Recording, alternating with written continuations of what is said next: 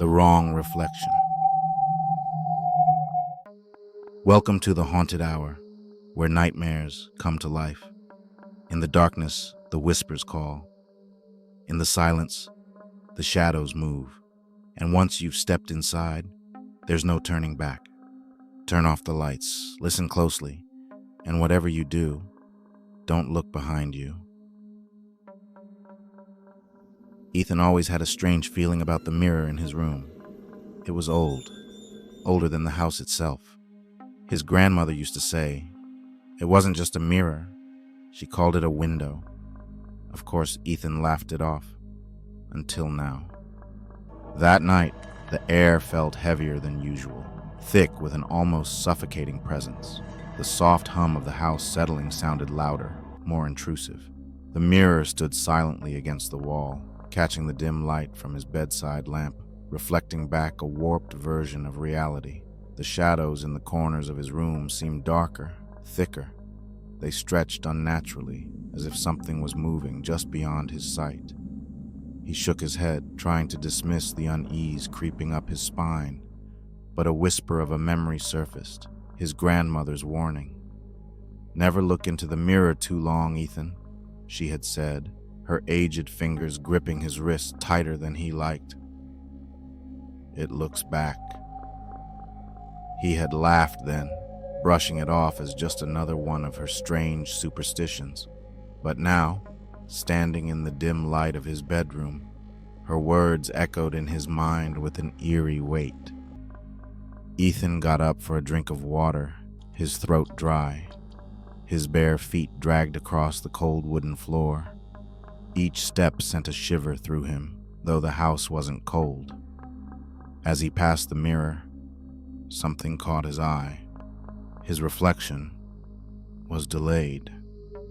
It was subtle, just a fraction of a second off, like a lagging video. He blinked, shook his head, brushed it off, but as he turned to leave, his reflection didn't turn with him. He stopped. His pulse quickened. His eyes darted back to the mirror, expecting it to correct itself, but it didn't. The air in the room thickened, the silence pressing in on his ears.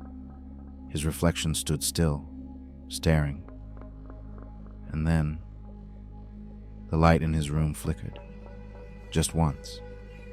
A brief, almost imperceptible disturbance. When the glow returned to normal, his reflection had moved closer. Ethan hadn't moved an inch. A dull, thudding sound echoed in his ears, but it wasn't coming from the mirror. It was his own heartbeat, hammering against his ribs. Ethan backed away, his pulse hammering. He turned to run, but slammed into something solid. Not the door, something else. His own body. No, the reflection. It stood before him, fully outside the mirror, identical in every way, except for that grin. It raised a hand, mirroring Ethan's terrified stance. Then, its lips moved. "Let me in." Ethan stumbled backward, scrambling for the door. The reflection watched him, tilting its head, before reaching toward the mirror. The real Ethan felt a pull. A force yanked at his chest, his limbs suddenly weak, as if something was dragging him into the glass. The reflection stepped forward, while Ethan moved backward against his will. The closer it got, the harder it was to resist. Ethan gasped, feeling his back press against the mirror. He struggled, but his limbs were no longer his own. The reflection placed a hand on his chest, and with one final shove, Ethan fell through the glass. Darkness swallowed him whole. Silence. Then, light. He was standing inside the mirror. His room was still there, but distorted, warped, like looking through fogged glass. He pounded on the inside of the mirror, screaming, but no sound escaped. On the other side, the reflection stretched, flexing its hands. It smirked at Ethan, and then it turned and walked away, living his life. Ethan watched in horror as it stepped out of his room. He pounded harder. No one could hear him. Days passed, or weeks. Time didn't exist inside the glass. Ethan watched his reflection live his life, interact with his friends, go to work, laugh. But it was never quite right.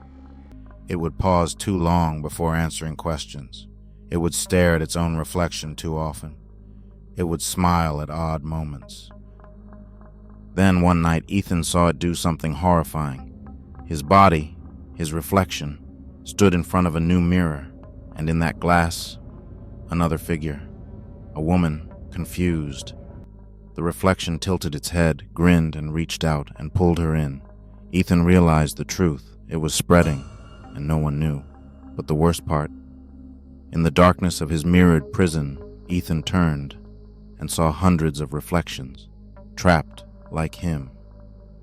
And they were all watching. Some had been there for years. Some still screamed for help. And some had gone completely silent, their faces twisted in an expression of pure horror. This wasn't just a curse, it was a cycle. A never-ending cycle of stolen lives. And Ethan was now just another prisoner. The air inside the mirror was stale, thick with the scent of rust and decay. Ethan's hands pressed against the glass, leaving smudges that vanished instantly. The world outside blurred, as if viewed through a veil of smoke. His reflection, no, the thing wearing his face, had left the room hours ago, or days. Time here was a spiral, looping and suffocating. The other trapped souls lingered at the edges of his vision. Shapes flickered in the fog, their eyes hollow, their mouths frozen in silent screams. One figure stepped forward, a woman in a tattered dress, her skin translucent, veins black as ink. "You're new," she whispered, her voice echoing as though strained through water. "Don't bother screaming. They can't hear us." "Who are you?" Ethan asked. "Clara, 1947. Her smile was bitter. "He took me while I was fixing my lipstick. Been here ever since." "He?" She pointed to the glass. "The one wearing you. There's always one prime, a reflection strong enough to walk free. It replaces us, feeds the cycle." Her gaze drifted to the others. Some of these souls, their reflections died decades ago, but the mirror keeps them, hungry. Ethan's throat tightened. "How do we stop it?" Clara's laugh was a dry rasp. "You don't. You rot, or you become like them." She gestured to a figure hunched in the corner, a man with no eyes, his fingers fused to the glass. "The longer you're here, the more it changes you." Days later, or minutes, Ethan jolted awake. The reflection had returned to the room, his room, holding a small handheld mirror. It stared at its own face, tilting the glass before setting it on the dresser. Ethan's breath hitched. Another mirror. If the reflection could pull someone through, maybe he could push back. He lunged for the glass, slamming his palms against it. On the other side, the handheld mirror trembled. The reflection whirled, eyes narrowing. "What are you doing?" It hissed, voice muffled but sharp. Ethan ignored it, clawing at the barrier. The handheld mirror slid closer to the edge of the dresser. The reflection snarled, grabbing the mirror, but Ethan pulled. A crack split the air. The handheld mirror shattered, and for a heartbeat, the reflection's form flickered, its edges dissolving into static. The reflection stumbled, clutching its head. Ethan didn't hesitate. He focused on the shards of the broken mirror scattered on the floor. If it can use reflections, so can I. He pressed his hand to the glass, imagining the shards, rising, twisting. On the other side, the reflection gasped as a sliver of glass levitated, then sliced its cheek. Black liquid oozed from the wound. "It's working," Clara breathed, materializing beside him. "The mirror's tied to it. Hurt it enough, and the bond snaps." Ethan concentrated, sweat dripping down his temples. More shards quivered, lifting. The reflection roared. It seized the largest shard and hurled it at the mirror. The glass prison screamed. Ethan ducked as cracks spiderwebbed around him, the world fracturing. Clara vanished into the fog. The other prisoners wailed as the floor splintered. pulling them into voids of static. Ethan clung to a shard of intact glass. Beyond it, the reflection knelt, bleeding and trembling. The portal between worlds hung open, a jagged tear he could climb through. But in the distance, he saw them. Hundreds of mirrors, in hundreds of rooms, hundreds of reflections, turning to watch him. The cycle never ends, unless he ended it. Ethan reached into the tear, not toward his world, but into the mirror's core. The glass bit into his hands, peeling skin like paper. He grabbed the reflection's arm. "You're coming with me," he growled. It thrashed, but Ethan dragged it into the crumbling prison. The reflection's screams merged with the howl of shattering glass as the mirror's world collapsed inward. Light faded. Ethan woke on his bedroom floor, the old mirror reduced to dust. His hands were bloodied, his head pounding, but the air was quiet. No whispers, no shadows. He stood, legs shaking, and faced the empty wall where the mirror had hung. In the corner of his eye, something moved. He turned. Nothing there. But somewhere, deep in the silence, glass sighed. Weeks passed. Ethan boarded up every mirror in the house.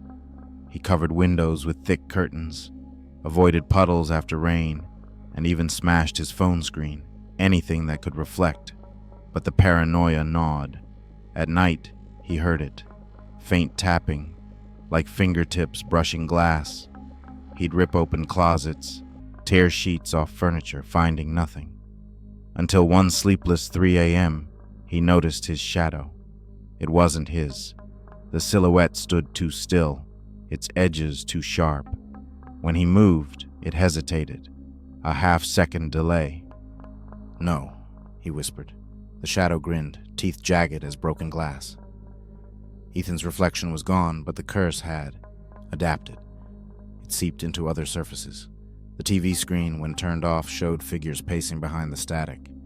His knife's blade shimmered with faces pressed against the steel.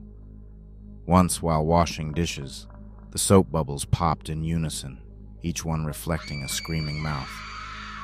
Clara's voice began haunting his dreams. "You didn't break the cycle. You fed it." He found her name in an old newspaper clipping hidden in his grandmother's attic.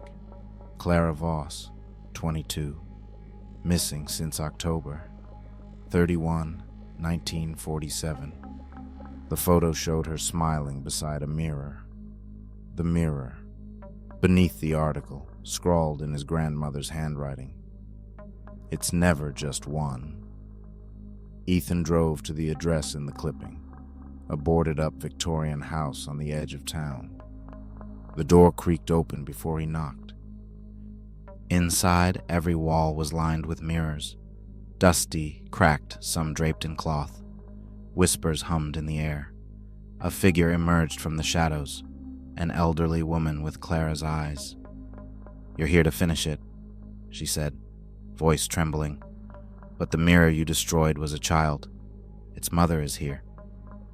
She pointed to a full-length mirror draped in black velvet. The cloth twitched, as if breathing. "The original mirror is a hive," the woman explained. "Shatter the heart, and all its spawn die with it." Ethan gripped a hammer. "Why haven't you done it?" Her laugh was hollow. "It demands a trade, a soul for a soul." The velvet cloth slid off, revealing a mirror so pristine it seemed liquid. Ethan's reflection stared back, but its eyes were hers, Clara's. "Choose," the reflection said, its voice a chorus of the trapped. "Join us, or let the cycle consume the world." Ethan stepped forward.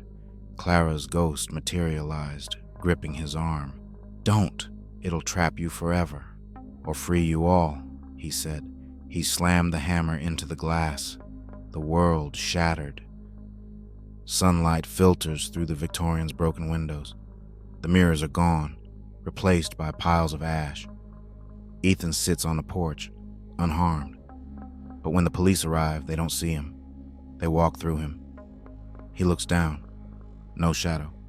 In the distance, a child laughs, holding a new mirror.